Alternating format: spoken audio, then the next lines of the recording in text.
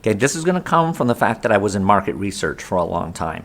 You never know who your primary audience is. Your primary audience can always surprise you. Let's take a hit show such as Modern Family.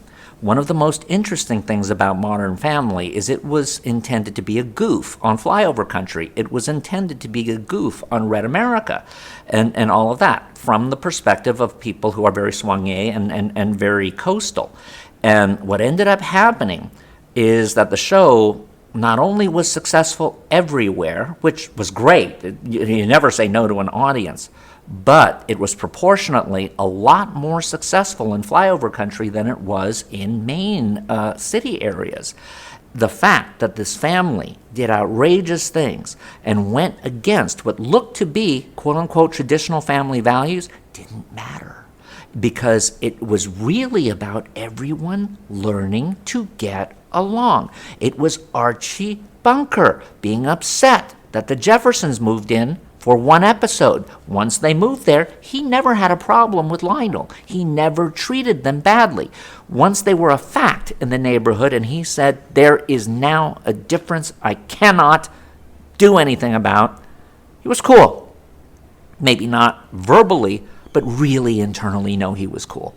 And you know that George and Wheezy, and then later on Irene and her husband got that about Archie. His bark was worse than his bite. And in a small town, even if it's a suburb of a big city, you have to get along with where you live, primarily because you might not be able to afford to move out.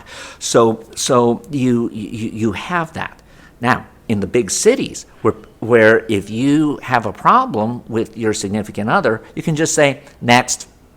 And there's a lot of other choices.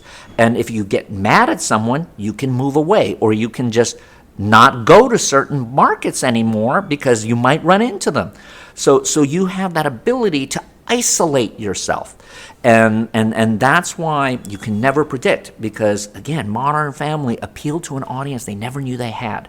I think I've mentioned it before that with Baywatch, the audience they never knew they had, and its primary audience was females 35 plus. And it was because it showed empowered women. Much more so than empowered men, by the way. And it was very good about avoiding sleazy storylines, because they understood that a big chunk of their audience were kids.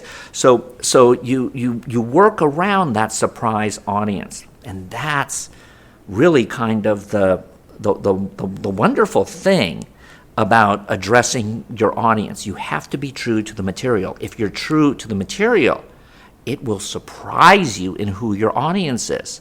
For example, let's say you're writing a horror movie.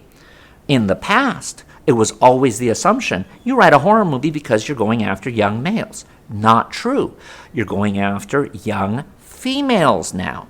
So therefore, you're much better off with a strong and Jamie Lee Curtisian type lead than you are with a goofy guy. And that's just the way it is. And again, who would have thought that? But look at the successful horror movies. Aren't they very centric on people who are normally considered the outsiders, not the leads? And it's a way of addressing that and still having box office hits. So I know that that's a really long shaggy dog answer, but it's true. You don't know who your audience is, but if you're true to your material is going to find someone you didn't expect.